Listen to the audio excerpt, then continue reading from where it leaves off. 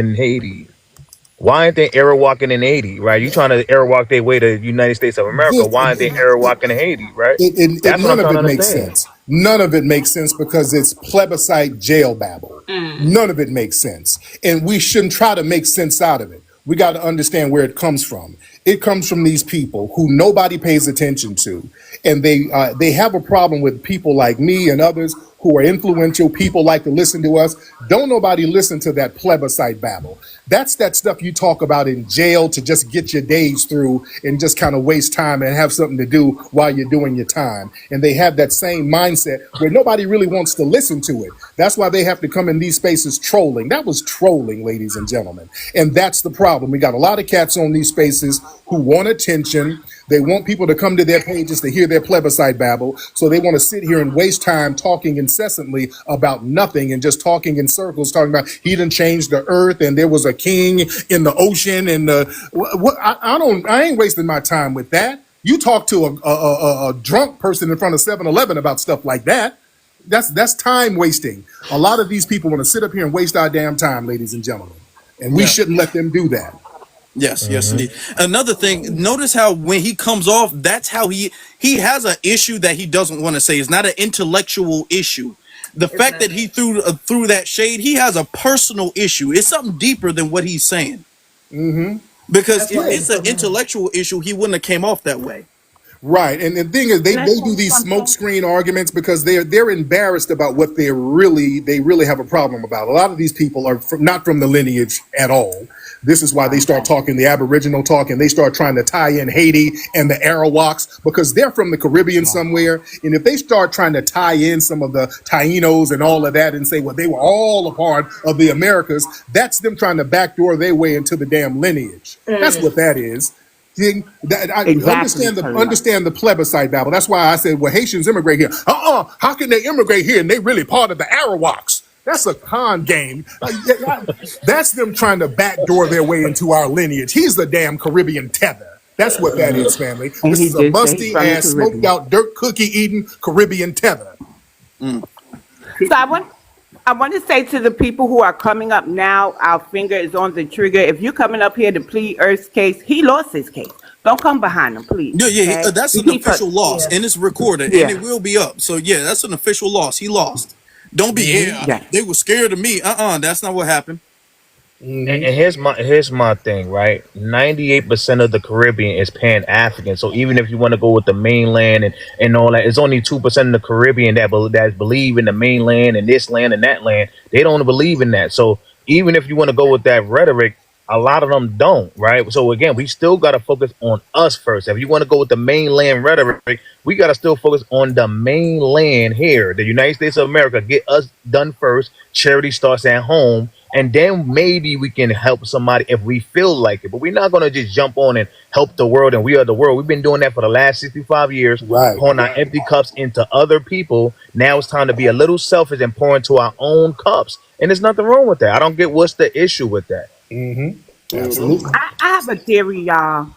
So these Caribbeans that are over here trying to force their way or tether their way onto our lineage is basically in what Leo calls cultural limbo, right? CARICOM is taking care of 15 Caribbean islands and 2 associate members, I think.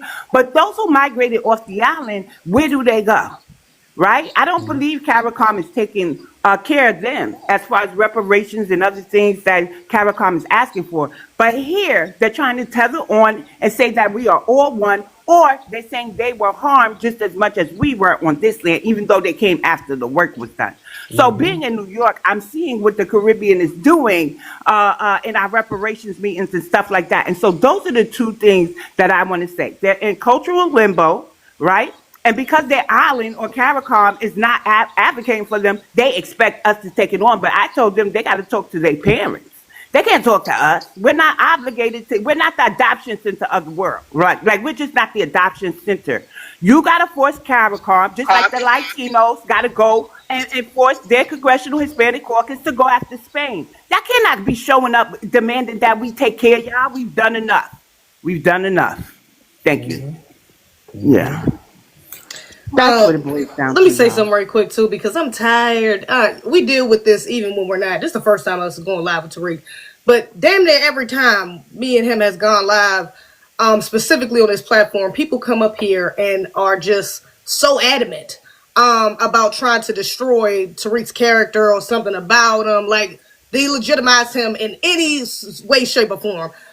FBA is a lineage. You can come for Tariq if you like, but that does not take away from the lineage. We are still FBA. It does not change a damn thing. So yes, you can get up here and get your little 5 minutes of fame with the man of your dreams, because apparently that's what the last brother says. It sounded a little sweet to me. Like, I got too much energy. You got a little too much energy behind these words, and you ain't never even met this brother before.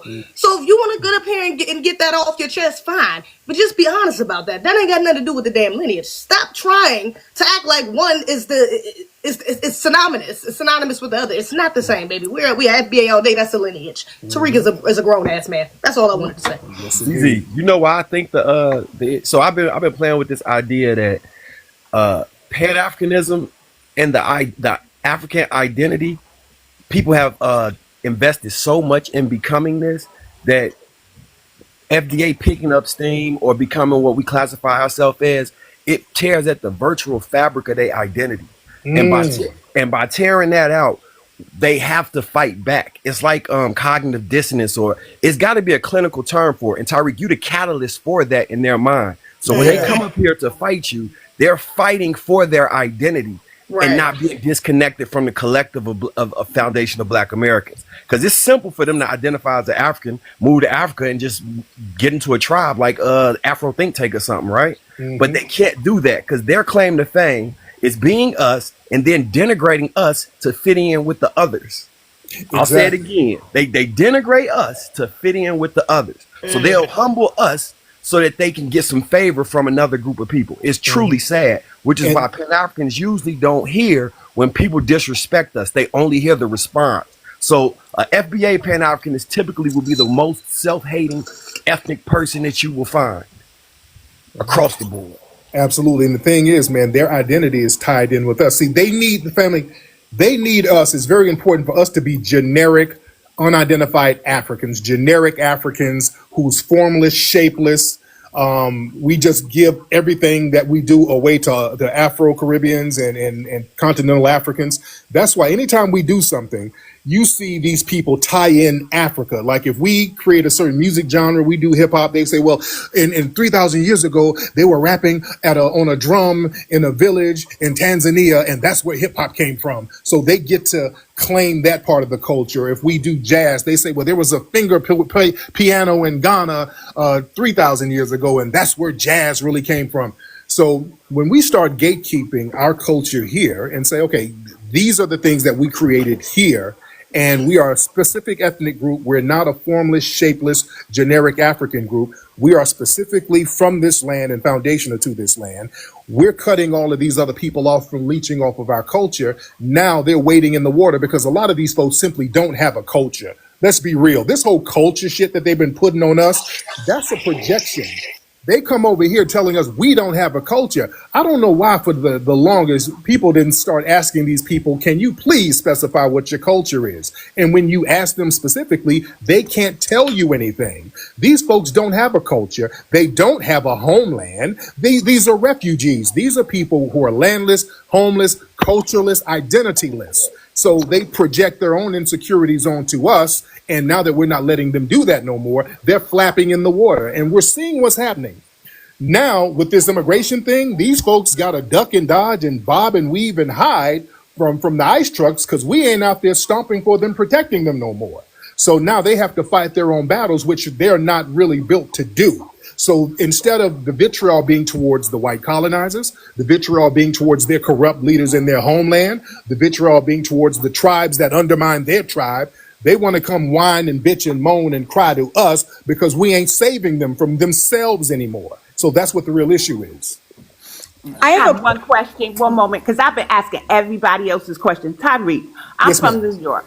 Is there any way that you would expand the Hidden History Museum to New York? We do need a Hidden History Museum. And you know, I was just talking about that with my staff. We want to put the next one either in Houston or Atlanta. So we're trying to decide that now. So possibly New York later, but yeah, we're looking at Houston or Atlanta now. Okay. Okay. Thank you. That's nice. Hi everyone. I have a quick question. Can everybody hear me? Yes. Yes, ma'am. Okay, so I'm new to this. Sorry. I just have a question for Tariq. Anybody could jump in. My name's Raven, FBA. I know I listen to Afro Elite a lot and BX. I know you like people that when they're new and you come in here to sort of talk about your lineage. So my father, his side is fully from Chattanooga, Tennessee. And then my mom's side, her mom is all from Arkansas. And then her father, her biological father, is from Jamaica. So I have a question for Tariq. I'm just very alarmed with what's going on in our country as an FBA. I want to get your opinion on Alexandria Ocasio-Cortez. She makes me very nervous. I feel like her main goal in being in government is trying to pretty much, and maybe this isn't the right word to use, ethnically cleanse, but I feel like she's really putting in work to replace us with Latinos. And then I also want to hear your opinion on the new mayor-elect, Helena Moreno, being elected as the New Orleans mayor. That is very, very concerning to me, because New Orleans, that city is predominantly Black. And I just have a lot of concerns with our racial demographic and where we're going as a country and what particularly these Latino Democrats are trying to do to us. Thank you. Thank you. Yeah, that's what that whole Black-Brown coalition, that's why it was problematic, because it's a one-sided coalition. They've always benefited off the things that we've done. We've not benefited off anything they've done. They do this Black-Brown coalition when it benefits them. Their Latino organizations, and somebody mentioned it earlier, LULAC, their leaders of LULAC, which is the largest Latin American organization and the oldest lasting Latin American organization in the United States, they crapped on Black people. They would famously say, yeah, the Negro problem is not our problem. They have to fight their own battles. They vehemently did not help us do anything. But all of our civil rights organizations, all of our minority coalition organizations have bent over backwards to help the Latinos and all of these other immigrant groups. So we're kind of pulling back on that and saying, hey, we're going to have to get more out of these coalitions. And AOC, she's doing the whole party line. They try to tie us in to this minority coalition. And a lot of us are rejecting that, and I'm glad we are. Yes, yeah. And our delineation, I've been saying this, I don't think that collectively as a lineage, we've ever been this effective. I don't think we've ever been this effective before. You know, even doing this, I think this is even more effective than the civil rights movement because we can't be co-opted. Yes, it is. It's more effective than the civil rights movement and the Harlem Renaissance as well. This is very important because we've gotten very codified very quickly, and people are having a fit about it because they're used to being able to co-opt any Black movement. Any Black movement, like reparations, they can co-opt it, but they can co-opt it because we left everything open-ended. Now that we are delineating and saying, okay, reparations should be for this specific lineage, now people are kind of crashing out about it. But the fact that we're looking at our lineage and centering ourselves around our lineage, not an organization, not a group, but our lineage. We're making the lineage be the code, and we're getting codified behind that. We're getting a lot of stuff done. We're being protected. Look, right now, what's going on around the country, all hell is going loose, but we're good. Foundational Black Americans are good. They keep trying to notice they keep trying to drag us into the chaos. They keep telling us, okay, when Charlie Kirk got hit, they're telling us, oh, y'all did it. It's something y'all did. We're going to have to threaten the HBCUs.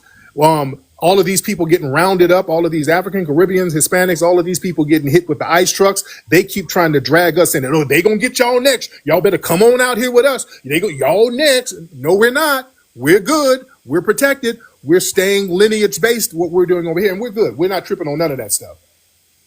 And them Latinos, we got to be real careful with them too, because not only do the non-FBAs, the Black non-FBAs, push this erasure thing as far as our trying to erase our lineage or trying to replace us, but these Latinos, especially because of this delineation movement, are trying their hardest to make it seem like they are equivalent to us. We have damn near the same ancestry, or they have a claim to this land. That this Bad Bunny Bad Bunny performing at the Super Bowl.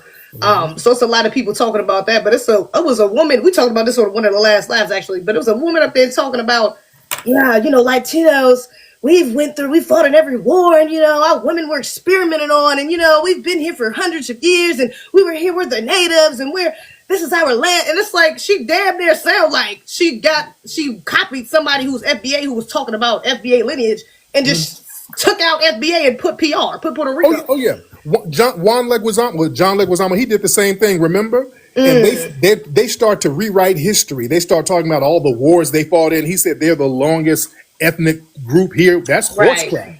So they're trying to play little 3-card Monte games because he's trying to talk about Spanish. So they're trying to claim Spain. They're trying to claim the Aztecs. They're trying to claim us. So they claim whatever when it's convenient. And then they made up some stuff called Juan Crow, talking about, yeah, they blacks had Jim Crow, we had Juan Crow. What no damn Juan Crow? That's something they created and made up a few years ago. So they do this stuff to try to co-opt what happened to us so that they can kind of reap the benefits off the struggle. Yeah. Yep, that's very true. You know, and what's interesting about it is that these were the people a few years ago who were telling us we need to get over slavery. Okay, we need Right. to pull ourselves up by our bootstraps like them. And they came to America. What's interesting is that they claim that they came to America, but now they're claiming that they're from America. Right. You know. Right. Oh Yeah, yeah. because they quick You to know say what? immigrants are great, make America great. I find it funny that people even have a problem with delineation, right? Because they've been doing it for the last 65 years. That's the Right. interesting part, right? They got little Ghana in the Bronx, little Senegal in Harlem, Africa Town in Philly, right? Little Egypt in Queens and little Haiti, and I go throughout the 50 states of where they've been delineated from us, created their own communities within our communities, and suck out 1.9 to 2.6 trillion dollars to their respective countries. They've been delineated from us, right? We are the last to do it. Right, we've been open arms for the last 55 years. Mm-hmm. But after I got to get up out of here because the kids are coming home from school, so I'm gonna All deal right, with them. okay. Yes, yes, Appreciate but man, that's a appreciate you. Thank you so great very much. space. Great space. Love you, brother. ZZ, love you, beloved. Shout out to everybody, man. Thanks everybody for tuning in. And y'all follow ZZ and Brother Afro Elite. Solid people. These are the family. And I'm gonna do a live a little bit later, so y'all follow me on here too. Y'all be good, guys. Love y'all. Yep. Everybody follow Tariq real quick. Love you Everybody. too, Kobe. Thank you Thank you for guys. Thank you coming guys. in. It's a blessing. Yeah, that was a blessing. But All hey, right. yo, so family, greetings to the family again. But I just wanted to piggyback off what the conversation was already. This whole thing boils down to these people don't have any rights when Black Americans assert our rights. Our family has to always understand that these Latin rights, LGBT rights, these immigrant rights, they're all off the back of the works that our ancestors put down. Our ancestors stood 10 toes with strong shoulders, and now all of a sudden, these other quote minority groups, disenfranchised groups, they use what our ancestors did to try to get a leg up. These people don't have anything when we come together and when Black Americans unite. The Black American diaspora is a very strong, ironclad fist. Like it's a really strong one. It gets even stronger when we're able to ball our fists with education, with intellect, with development. When we start taking over these industries, we looking real like we pocket checking everything and we keeping everything in our ethnic group, and that's why these other folks are in cultural limbo. They see that they cannot compare where they can't compete. And it's getting more and more clear. These people are fighting a disrespectful ideology that they had about us their entire lives. And now that we combating it, now it's like you're divisive. What? I'm divisive by telling you to stop talking about my mama. I'm divisive now because I'm telling you to watch your mouth, don't roll your eyes at me. I'm divisive now. So that's really what this whole thing is boiling down to in our politics, in our us gatekeeping our heritage, our language, our culture, everything. It's a beautiful thing. Shout out to And Mother Teresa, and shout outs to the family. shout out to you. And to harp on that point real quick, and what Foundational had just said, not only have they been delineating, I mean, I'm talking about they came to the country delineating. They came to the country like, hey, I don't know what you think this is, but I'm not you. They came to the country on that type of time. But the biggest thing about that is that we accepted that. We allowed that. We weren't tripping on that. Okay. We didn't force anybody to be like us. We didn't force anybody to say like, no, you are African American. We never was on that type of time. They have a Puerto Rican flag day. They got a Haitian flag day over here in Chicago on October 1st. They just had a whole bunch of celebrations for Nigerian Independence Day in Chicago. And we have never tripped on that. We've never been like, man, why is there a Haitian flag day? Why is there a Puerto Rican flag day? Why is there an African fest? Why is there that? We were like, oh, okay, cool. You got Caribbean, you got Carnival over here. Oh, okay, that's cool. But the problem is only when we have something to ourselves. When we say, well, no, this is for as the name is right now, the African American Parade in New York, they be all like, okay, well, I think that's mine too. When we say it's Juneteenth, oh well, that's kind of everybody's essence. Oh, that's kind of everybody's. Everything we do is belongs to everybody, but what they do belongs to them, and we leave it alone. We don't even try to take their stuff. But everything we do, they be all like, well, what do you mean Juneteenth ain't about everybody? Because I'm black too. We don't do that to them. That's the problem. Afro, they don't have any value in what they do. Everything that we We touch got is trolls in here. automatic. Okay, we got bots in here. I don't know how we got Yeah, all these they damn. found them. Let's be vigilant of those people or the bots. Let's be vigilant of the bots here. In the chat. Yeah, in the chat. Because we got people like, come look at my page with a white girl on it. You already know what that is. Oh Lord, I see it. Okay, gotcha. Uh-huh. They courageous. Yeah, You know what I forgot to say? Oh my bad. Go ahead, Can I Black like, man. can you're I Go give not, a you sure? I don't one want moment, to. y'all. One moment, Simon. So I do see comments, and Afro Lee did bring up the African American Day Parade. People are saying we should change the name. We attended a meeting on I believe that was Saturday, and so they're very resistant. This is a nonprofit organization with years of having that name. So they have a presence in New York as far as politically, right? So it wouldn't be an easy thing to do, but the person who was conducting the meeting, he's very against changing it to Foundational Black American. What they have said to us is that we are free to participate. We are free to wave our Black American heritage flags, our Juneteenth flags, and our FBA flags. We are also free to get afloat and participate with them, but they're not changing some of the things that they're doing now. It was a very intense meeting. But I did show up, and then we had our New York reparationist, the United States Freedmen's Project, there as well. They take the lead on a lot of things in New York. And so I want to say thank you to those guys for showing me what it's like to activate in person amidst contention because it wasn't a friendly setting. So we are trying, guys, but for the meantime, we do encourage y'all to come support New York FBA with your apparel, your FBA apparel you could get from Afro Elite.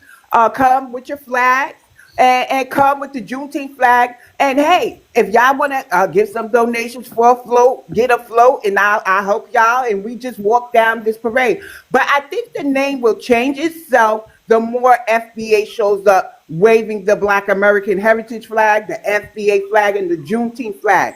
They've had free reign all these years, right? Because even FBA had showed up to the meeting, said, we used to go, we didn't feel included, we stopped. Me personally, I started raising my children. I didn't take them down to the parade. So we have to establish our presence and call it what we want. And I bet you it'll take off like wildfire because anything we do is going to pop. That's Yep. good. Yeah, And Yeah, we're not gonna, because I still got to get ready for my YouTube live and stuff. Okay, So, we and on we've live already too. I'm been up waiting. here for a good few hours. We had a special guest. Okay, so y'all gotta follow. Okay, if y'all want to listen to the playback of this, y'all gotta follow on For the Culture. That's what y'all gotta do. Okay, because that's where everything's popping. That's what emotion is. Everybody go to YouTube. They be all like, what's going on? For the Culture. That's what's going on. That's what's going on. Okay, that's what emotion is. So go to For the Culture. Okay, please and thank you. Hit that subscribe. All right. But yeah, yes, indeed. That's very true. It's very true. Who was the next Oh, hold on. I person? was about to. I think Black Vanguard. I was about to cut him off before he was about to say something. Now, Black Black Vanguard. Vanguard? Who's he? No, Yeah. Is Oh, not he in Black here? Simon. Vanguard. Not It was Symphony. My Simon, bad. Brother Simon. Simon. My Yeah. bad. oh yeah, thank you, Gigi. Nah, what was I saying? Oh yeah, nah, we were just talking about how they, raise their flags and stuff and have their celebrations, and we don't bother. We let them cook, right? It's because it's not valuable in the United States, like because we didn't touch it. It's only become valuable when we touch it. Like even when it comes to the African American Day Parade, we're gonna touch it. That name is gonna change. Believe that. Believe that name is gonna change, or we're gonna start our own parade where nobody even goes to the African American Day Parade and they come to our Black American Harlem Day Parade. Right? This is all about this is all about trajectory. Just looking down the road, things are gonna change to our what we want because we are the Americans. We're the Americans. And once more of the family just get comfortable Get comfortable in knowing whatever you talk about now is valuable. Whatever you support now is valuable. If you don't support it, that shit is trash in this nation. And I want that to be more powerful in our youth, our children, our women, our men, because that's just how it's gonna be from now on. We're gonna start our own currency, and just because we touch it, now it's valuable. So I'll land with that. I ain't gonna say too much. This is just a powerful panel. You always got good panels, Afro. But yeah, go ahead, ZZ. I'm not a fact. I'm gonna say my thought for the final thoughts. It's all right. Go ahead. Okay. All right then. I'll say. All right. Let's get to her back chickpea. Yes, sir. Thank you for bringing me up. I've been listening for probably the last hour and a half. I love Tariq Nasheed. He's a great, phenomenal person. So I have a couple of points. First, I want to address the prompt. I had a discussion on another live with this guy. He was accusing us of being xenophobic. So I pointed him to the issues that's happening in Ghana right now, and obviously the documented issues with xenophobia in South America. And I think the panel pointed out too that we don't do nothing like that. We don't have xenophobia. I put xenophobia in the same framework as racism. You have to be able to perpetuate it. You have to be able to enforce it. Black Americans have not been able in any way, form, or fashion to enforce racism or xenophobia towards anybody. So that's my point on that. And I wanted to read a couple of names real quick. Garrett Morgan, you guys might know some of these names. Mary Van Britton Brown, Madam C.J. Walker, George Washington Carver, Lonnie Johnson, Granville Woods, and so forth and so forth. For me, I accept the FBA premise on this, that none of these inventors in America, in Black America, has African names or any other Caribbean names. All of these inventions have been global, have infected the world globally. For example, Richard Spikes, he created the shifting gear for motor vehicles. You wouldn't even be able to shift your car into gears without this black man. So I always posit to the rest of the diaspora, what have you contributed to the foundations of America in the way that we have? And I'll end there. Yeah. And the world. This is one thing that I want, and I'm so glad that you brought that point up. This is one thing that I want to emphasize, that our greatness is a global greatness that everybody can appreciate. Just as far as the inventions alone, it's really modernized the whole globe. It's modernized the world. If we didn't invent it, our innovation of it and our involvement in it has inspired things and created better things. The light bulb, for an example, there's nowhere in the world you can go to where if you have a light bulb in your hand, people wouldn't know what that is. And that's because of us. All right. So just that alone, and there's so many, we can spend all day long talking about that. The refrigerators, we can spend all day long talking about that. Anywhere there's a street, there's a street sign. Okay. We can spend all day long talking about that. As far as medical inventions and stuff, as far as, open heart surgery, we were the first people to do that. There's so many things that we've done that's modernized and reshaped and improved the world. We've saved billions with a B, billions of lives doing what we've done, and we just don't know it yet. We just don't know it. We don't know how impactful we are, really. And I don't think we ever can. I don't think we really can know how impactful we are, how many people that our lineage has really improved and saved. I don't even think we can really grasp that. They don't want to be honest about that anyways, to be honest. But when you're put in a place where there's no way, the will is the only way. I just seen it's funny you said that.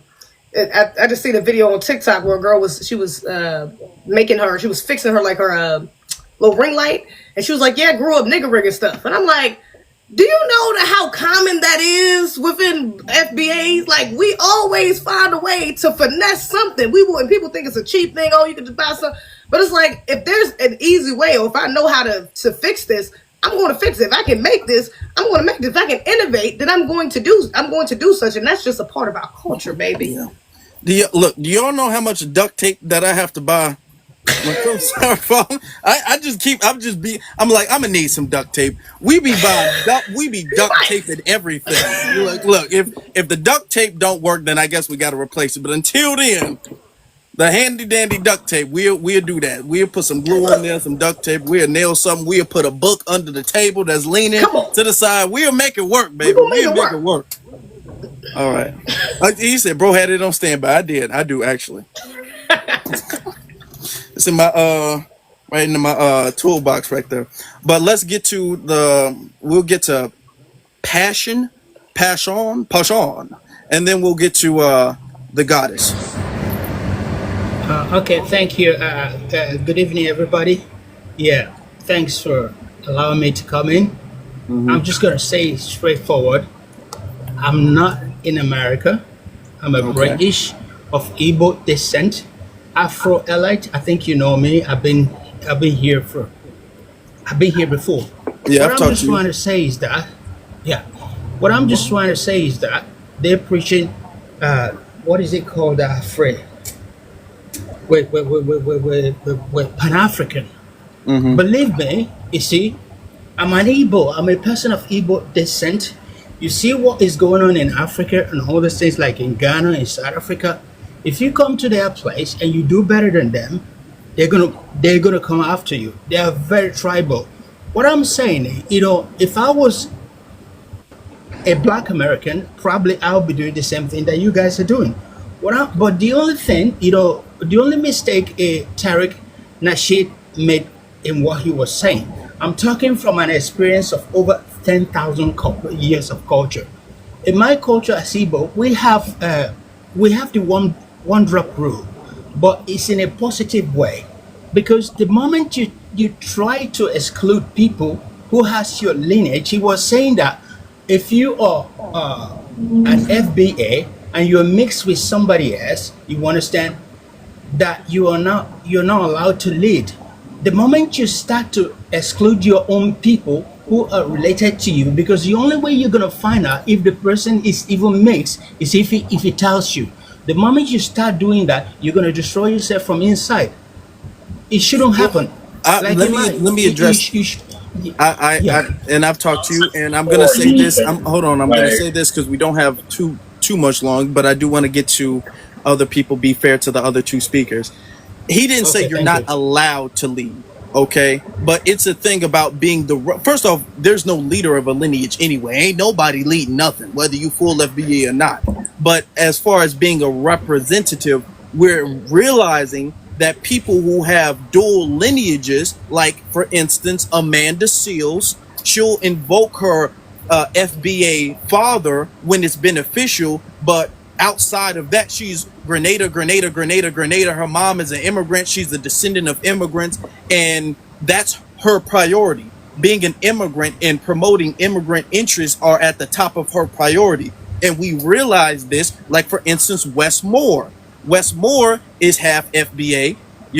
His dad is FBA. Well, the jury's out on that, but for the argument, we'll say his dad is FBA, but his mom is Jamaican.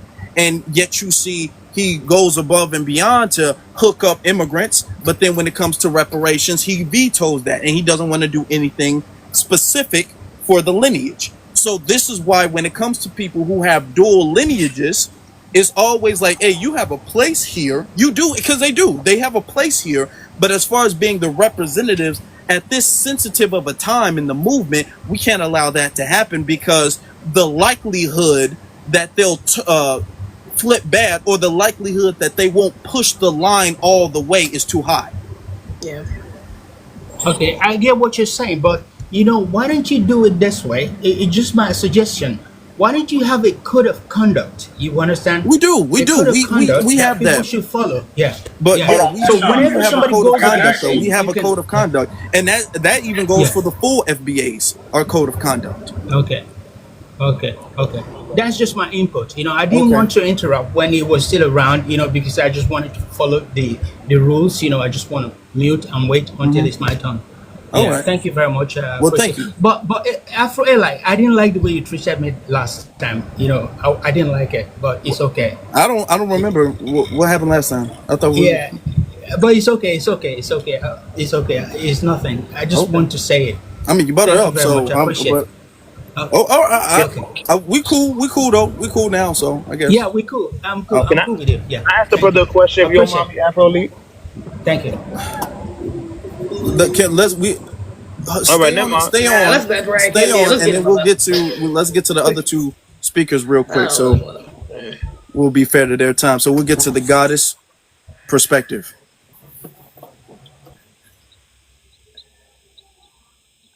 You can go ahead. Can y'all hear me? Yeah. Okay. So I don't think delineation is xenophobic. I mean, I'm full FBA. But I did see something where I saw the foreigners like they were picking apart where is indigenous to the land, period. But you have some that say they're Indian and don't have no African DNA at all, and they don't like that. You know what I mean? And that's what I'm seeing where they're like having such a real bad problem with. And then they'll say, we say they taking our jobs. You know what I mean? And we do say that. And so they mad that we that they just mad that we're distancing ourselves, and they're using the fact that they're saying that some people are saying that the slave trade didn't happen at all. Okay, so they're like, okay, well, if y'all gonna say y'all saying that slave trade didn't happen at all, then that's going against your reparations, because we have some saying that too. So it's like there's just some confusion with the whole foundational Black American thing. Do y'all get what I'm saying? I do, and I'm trying to clear that up because that is a narrative when people be all like, man, there's no way the slave trade could have happened. Where are the boats and all of that? And we've heard that argument. I've never denied that there were enslaved Africans on the continent of Africa, the land we know of Africa today, who were brought to the Americas. All right. But we have people, and this comes from, I don't know if you know who this person is, like the Dane Calloway thought of like the slave trade didn't happen. We were all of us were only from here, and there's no connection to Africa at all. And that creates that sows seeds of confusion. First off, it's confusing because then what are we fighting for? How are we fighting for reparations? There was no slave trade. Like, you know what I'm saying? It sows seeds of confusion, and that's problematic because we don't get anywhere. Right, and I say, we have some African DNA, mixed in there. I mean, as far as I'm concerned, but you have those that do say that, and so, it's saying they like, and then basically, Tariq was just like, well, basically, FBA is a non-immigrant background, and they just didn't want to hear that part. When we said that, like, boom, like y'all are really just trying to pick the shit apart. It's just a non-immigrant background. We've been here since the founding of this country, and they just not trying to hear that. Well, you know, and so you can't really argue with them. I just say I feel like we have to move this forward as a political party, though, for it to really stand out and mean something.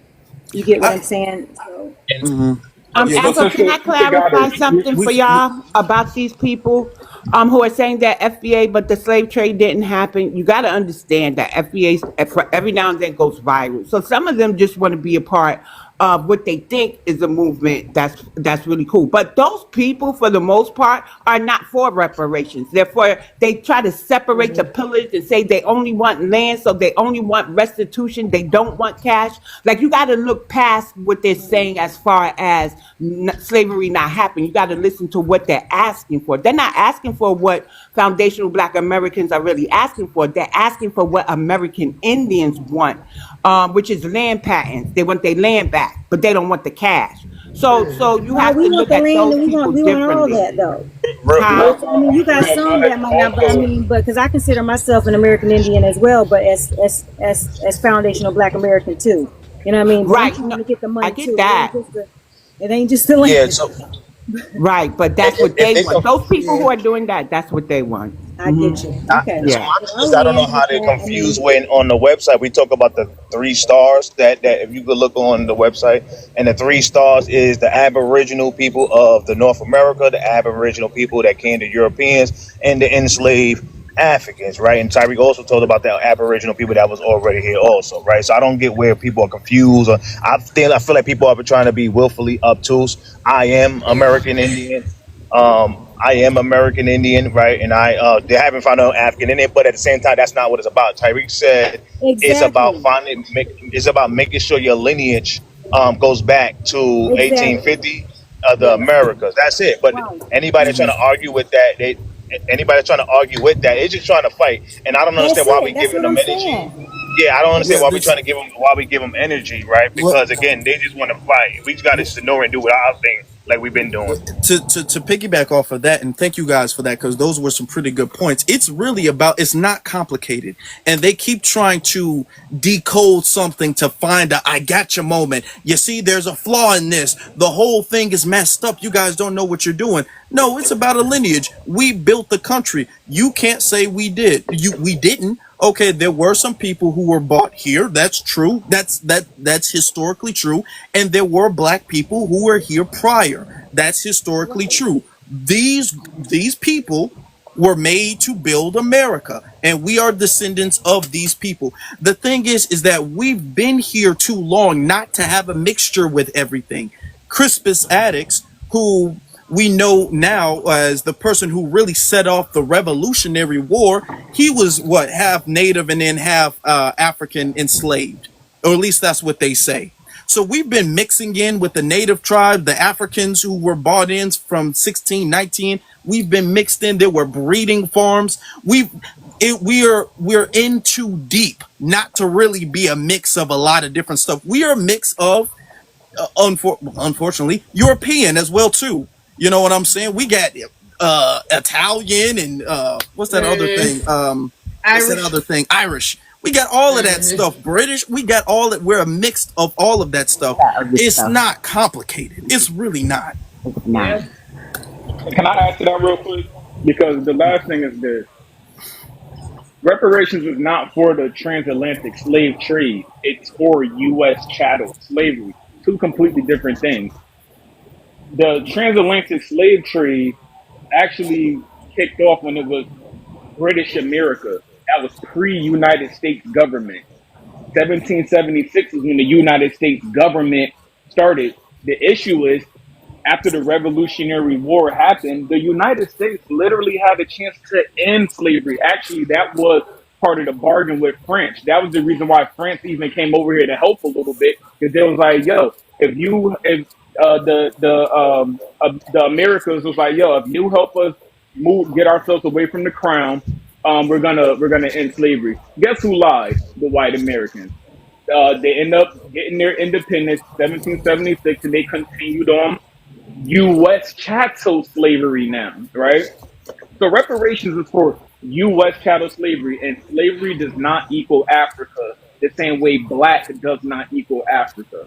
So that's what it is. A little bit of this wordplay that even when the American Indians start talking, they that one thing that I've learned when I'm speaking to the American Indian, they do not like to recognize the Revolutionary War. The Revolutionary War was the beginning of this government that we're fighting against, the same government that owes us reparations.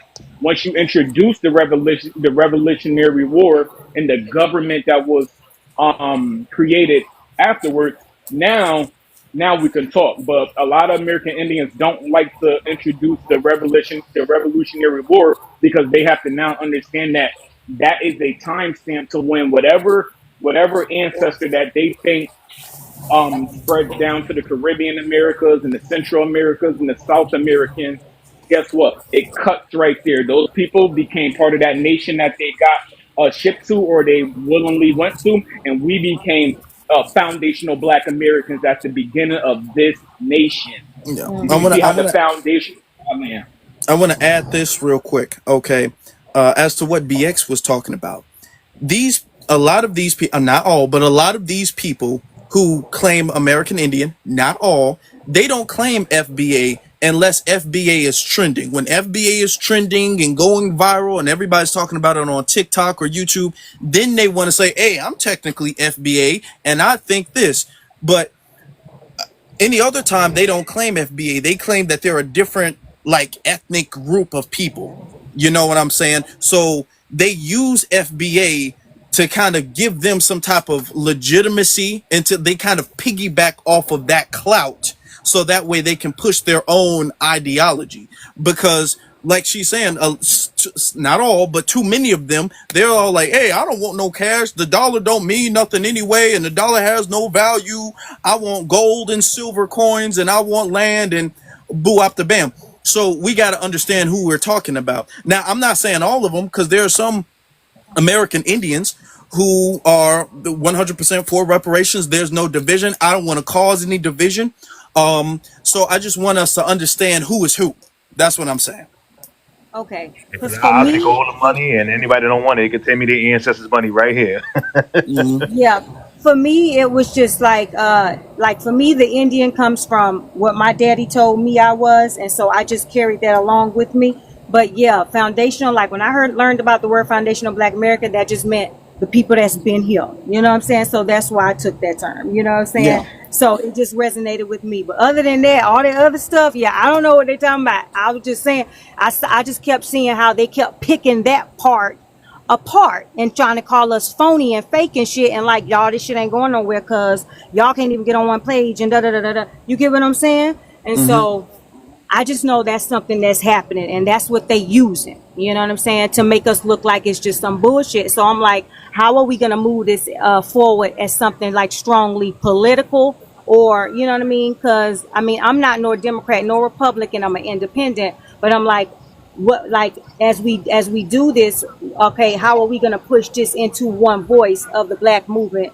speaking as one, and being as a political force? You feel me? Yeah, I understand. You essentially, what you're saying is you want some alignment, and you want us to, have a succinct alignment, like voice to a degree. Like you said a voice, so that way is not confusion when we do try to take this, because at the end of the day, we're trying to get stuff done. Okay, Right. we're trying to get stuff accomplished. All right, this isn't just to make us feel good. We want stuff in real life to change. We want to improve things. Exactly. So in order for us to do that, we do have to be clear and concise with our stances on certain issues, the history of certain issues, and where we want to go as a people. So we do have to be concise and aligned on that agenda. So what you're saying makes absolute sense. It does.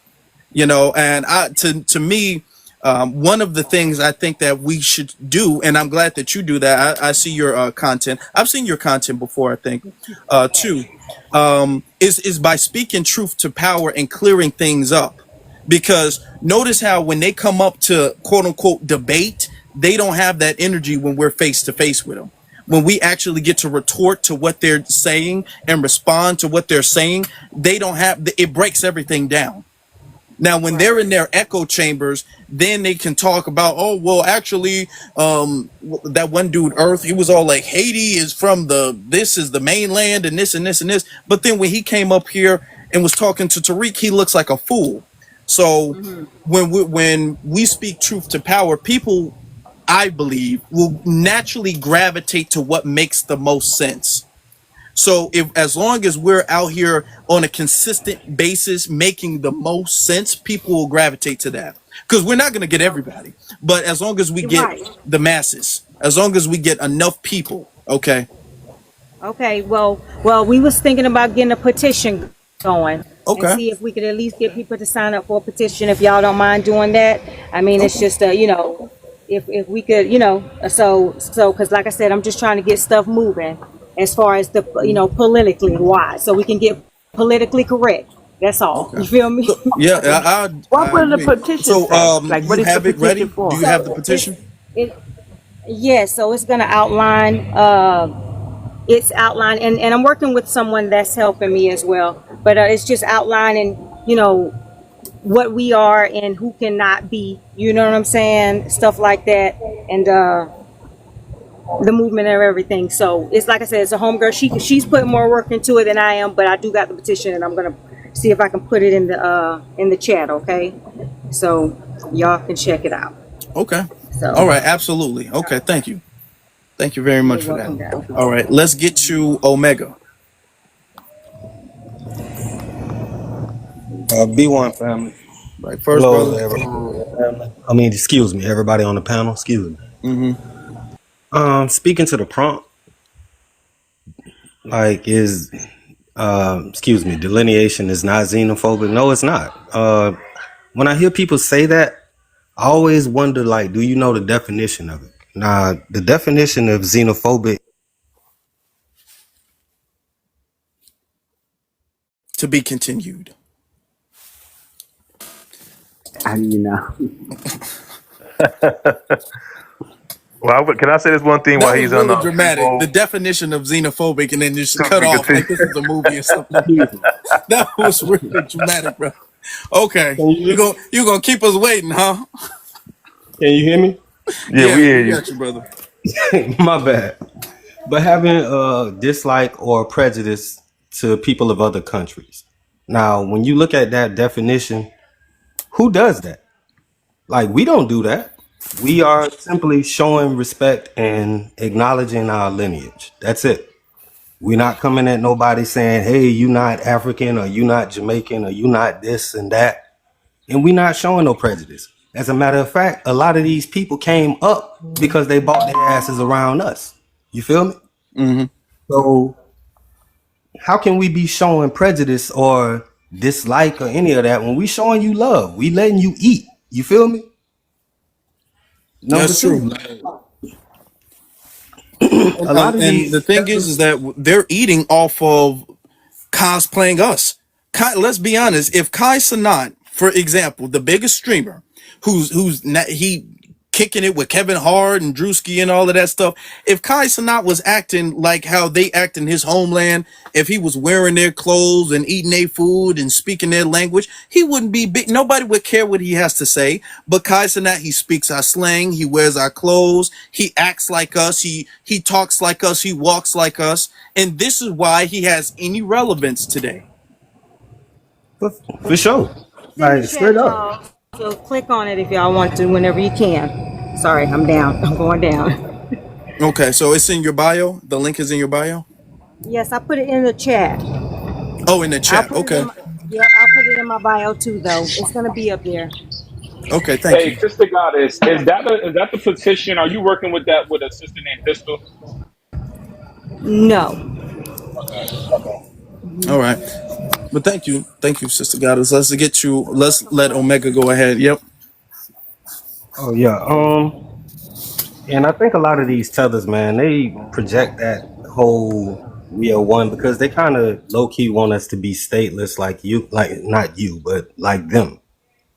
They want us to be stateless. Mm-hmm. They want us to accept the fact that, oh, we can't go here. But no, we built the greatest country in recorded history. And that's just what it is.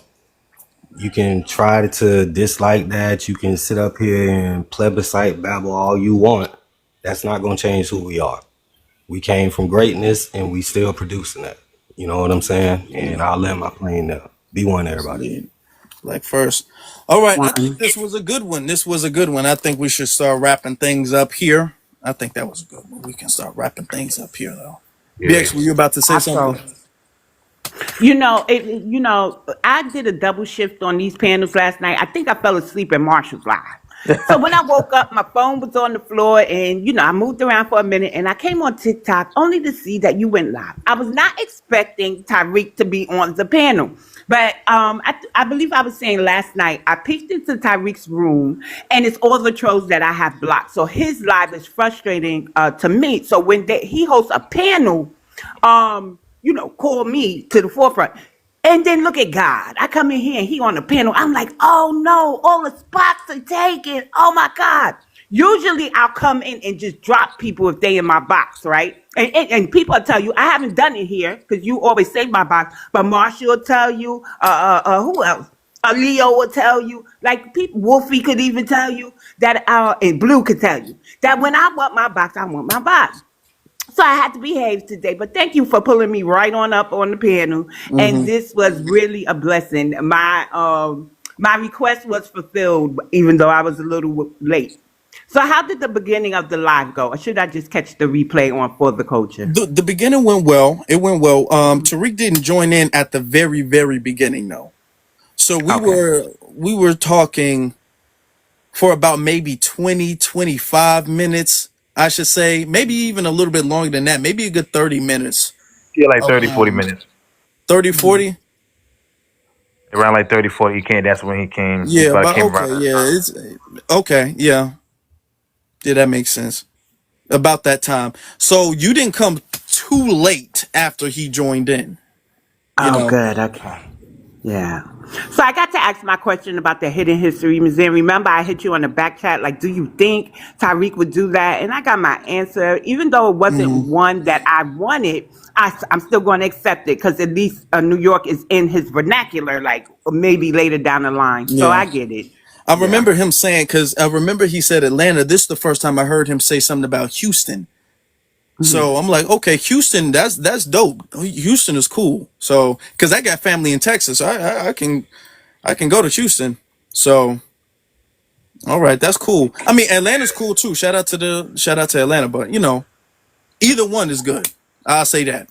Cause You know what it here's is? gonna be the tethers be all like Afro said that Tariq shouldn't put it in Atlanta. I'm not saying that. I'm just, you know, it's gonna be some of them trying to cause some issues. So I just say both is good. Both is good. Hmm. Hey, sister Yeah, and you Goddess. know what it Yeah. is too? To BX, deal with New one York second. is a beast. Like really. What and you know we don't even have the most tethers. Ours is just the most loud and embarrassing because they have the media behind them. And they latch Yeah. on to this being the birthplace of hip hop as we know it. I'm not gonna argue where the elements came from, like the most sample songs, and I ain't getting into all of that. But they use that to kind of try to solidify their presence in New York. But what I've been doing is reminding them you're not from New York, right? You don't come from the indigenous enslaved people there, the indigenous black people who were enslaved in New York. You don't come from the free people that was there during the enslavement era of New York. You are from somewhere else. You just reside in New York. So some of us from New York, like Dr. Nojab, Shavu, me, and nobody, we've been actively on this app for like 2 years. I've been threatening to get knocked upside my head, all of that. But we gonna stand on lineage business first. So it was good to sit here with Tyreek Hmm. and clear up some questions because they was hitting me in my inbox, Afro. They was like, BX asking, BX asking, BX asking. And then I finally remembered, wait, I got a question. The Hidden History Museum. So, you Indeed. know, thank you for that, Afro, for this opportunity. Thank you. Thank you. Of I guess course. my last words. We doing last words, right? Yeah, yeah. All right. So I guess my last words is when it come down to, I think we gotta, remember that it's always about going back to the 1870s records. When we get to this thing where they trying to separate with they saying African and they saying American Indian, they saying this, they saying that. Our bloodline is not up for the debate. Your personal bloodline is not up for debate, right? And so we'll understand that we are the trendsetters of the earth. We are the emotional currency of the world. We don't have to answer to anybody. Let's be clear. We are the first world. Let's be clear. All right. No, no hate, no bullying. So again, we did that. All that is to cause confusion, disruption. Is honestly part of the COINTELPRO. If you study COINTELPRO, is to cause chaos and confusion to stop what's really going on.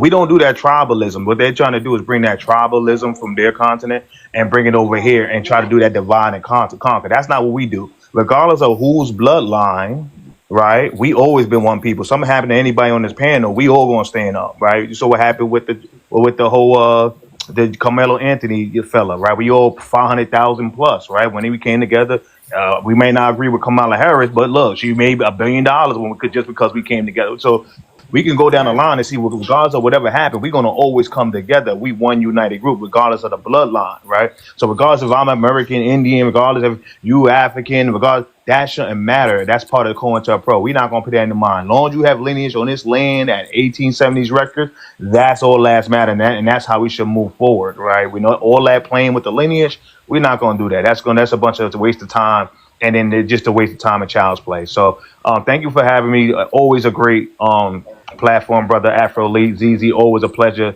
BX, always a pleasure. Everyone on here, very intelligent people. I have a lot of fun with you guys. So thank you. I appreciate you. Have a Of good one. course. Of course, yes indeed. Yes, indeed. Hey, and Thank you. we got some good episodes of For the Culture, our podcast, coming up soon. Okay, so we kind of go into that a little bit on the podcast as well too. I'm not gonna spoil it, but it's really good. Y'all love the last one, the last episode, so y'all gonna love the one coming out this month.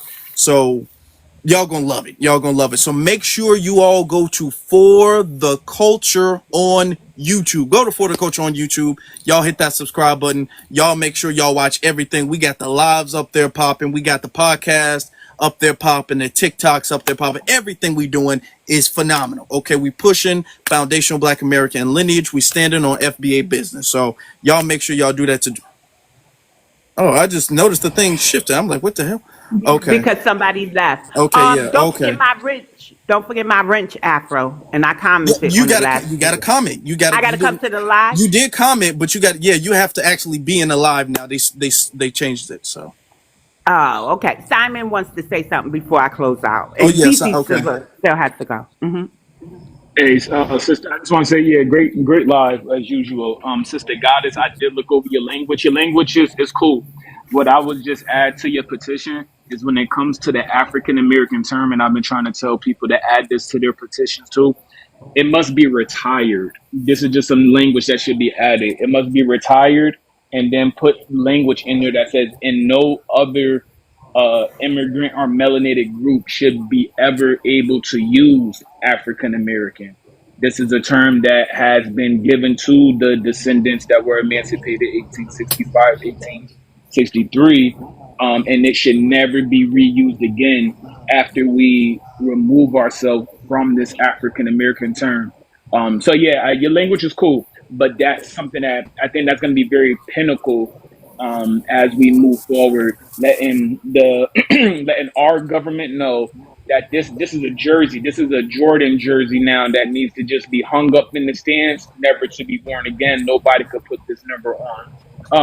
But yeah, sister, I appreciate your time. Yes. Sister, brother Afro and ZZ, great panel again. All right, thank you. Yes, thank you guys. I appreciate y'all for bringing me up. Of course, yes indeed. All right, ZZ, you got any final words? You're on mute. You're on mute, ZZ. ZZ, you're on mute. Embarrassing. So sorry. Didn't realize I had muted myself. Anyways, yeah, shout out to Tariq for coming up here though. This was a good show, honestly. The only thing I forgot, and I meant to put this say something about this again. How did we forget that today is Columbus Day too? I don't know why we didn't throw that in there. Because some of these non-FBAs, that's a part of them trying to project this xenophobia thing on us. And again, it's not xenophobia; it's what they're practicing is anti-blackness. But that anti-blackness is practiced a lot in some of these cultures. Okay, some of these cultures, we ain't gonna get too specific, but some of these people worship Christopher Columbus. Some of these people teach their children to and that this man is a great man. Okay, and we do have indoctrination here in the States, but the thing is, Black Americans out culturally, we teach our children who these people are. Okay, for the most part, at least. So we're not allowing them just to go into schools and just be lied to blatantly. Some of these people from these different cultures literally believe these colonizers are their saviors. So we have to be mindful of that when we're having these conversations, because that internalized anti-blackness is what's speaking through them. So yeah, I just didn't want to ignore that. I forgot. Shout out to the indigenous people, you know what I'm saying? Because that was a wicked bastard right there. Anyways, shout out to the FBAs on code. Y'all make sure y'all watch the playback. Follow For the Culture, baby. We on one. Let's do this. Yeah, it's a good show. Oh yeah.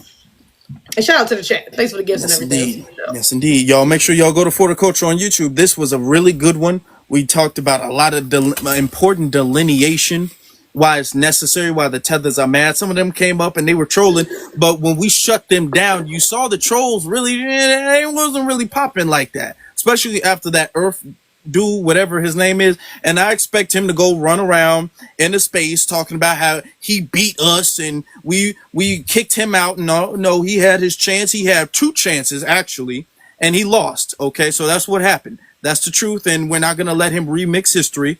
But he's going to run around. They're going to do that and talk about how they won. And I just want you guys to understand that, expect that. It is what it is. But we know when we handle business, it scares them because we know too much. We're too strong. All we got to do is tell the truth. All you got to do is tell the truth. And people are going to gravitate to what makes the most sense. And we make the most sense. The truth always makes the most sense. Even when it's the truth, people act like the truth always has to be positive. The truth does not have to be positive or negative. The truth is neutral. Okay. The truth can be very negative. The truth can be very positive, but the truth makes sense. Lies are things that have to be switched around and customized and evolved and conformed, and things that are inconsistent. Those are lies. The truth makes sense from start to finish. So that's all we have to do is keep telling the truth and keep speaking truth to power. All right. And with that being said, BX, can you close us out, please? Sure. Afro, I got to ask you, when will Tomorrow. be the next time? I know. What time? Later in the day, around this time. Okay. So I have a question. Matter of fact, kind of a favor. So Friday at 3 p.m., the young lady who was here last night, and she was asking I guess he was indigenous fellow, why is he being disrespectful to the black people who came before Yeah, and did the real. Brookie or something. Yeah. So Friday, she's going to grace my panel. The estimated time is 3 p.m. Eastern Standard Time.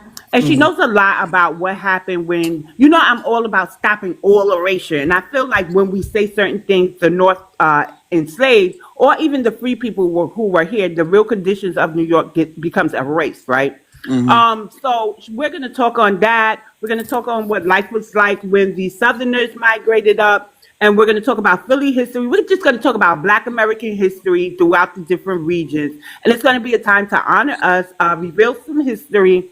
And I don't expect to go over 2 hours. So if you could come at 3, I'd appreciate it. You and Zizi. Friday. Yep. Friday. All right. Yeah. I got you. Thank you. That's it. So you said tomorrow around this time, I'm absolutely free. All right. Okay, great. Okay. All right. Well, you all have a good night. You too. I love you all, my foundational Black Americans. Love, peace, light, and reparations. Before you say that, Tariq did say he was going to be on live again on his own thing, so he was going to do his own individual live. Go to his page and y'all follow him while there's still people there, so y'all don't miss on that out on that. All right. You mean TikTok live or YouTube? I think he meant TikTok. TikTok. TikTok. Okay. Yeah. But yeah, love, peace, light, and thank you. Y'all have a good night, everybody. Be one. Yeah. Good night.